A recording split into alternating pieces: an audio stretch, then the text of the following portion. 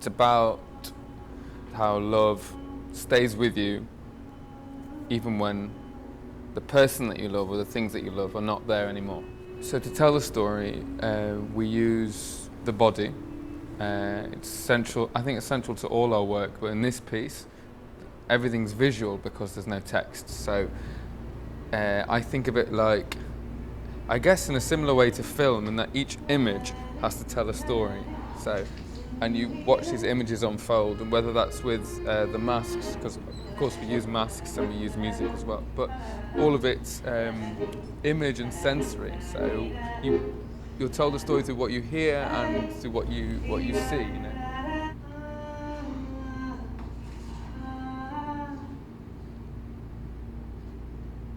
The masks, the body language that comes from that takes place in the memory is directly influenced from masks. So mask has to be very broken down, like they say in French, décomposé, like, and there are attitudes, you know. So when I wear a mask, I have to be aware that if I take one position and then another and then another, and of course I have to vary the rhythm. But if I don't break it down, it becomes very hard for the audience to watch.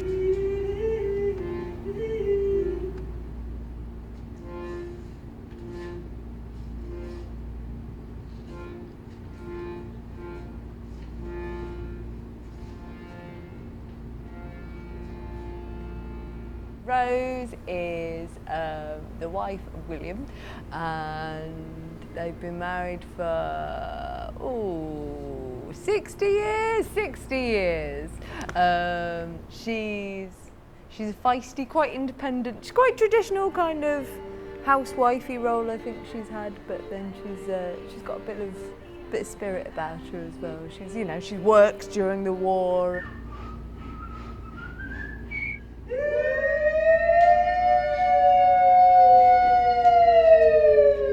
She was an air hostess at one point, and so she's travelled a bit, she's worldly wise and a bit kind of cheeky and lively.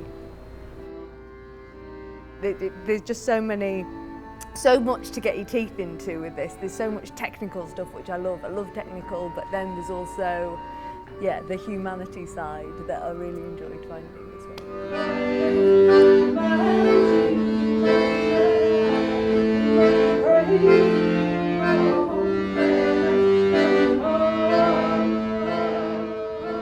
I loved my role. I think it took a while for me to understand what it is. And then throughout the process, and once we finally performed it, I realised that there were lots of different elements to what it is. So it is kind of time, but there's also an element of a kind of, for me, like a caretaker of the space, or something a little bit like fate, or a kind of gentle helping hand that's helping these two characters to tell their stories and to move on together. So the music is a combination of my songs that I'd written previously, George's songs that he's written using his guitar, that I then took and kind of made my own with the accordion, so it sounds very different. The music was fundamental in that a lot of the music as well, I'd think of like the story I was telling. So if you think about the scene with the baby, she loses the baby. The music was really important in that one, because I knew it needed to be emotional, but at the same time I didn't want it to be too indulgent, so it needed to be something that could start happy and end sad. So the music needed to be able to make a transition without changing its melody, and so it took a lot of experimentation before we found the right song, so that you didn't feel too manipulated.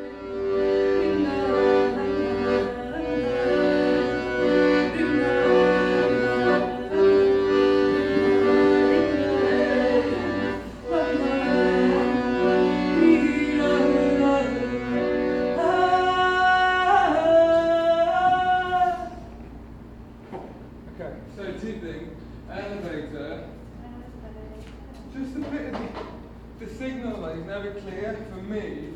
I'm going instinct at the moment. Yeah. At the end.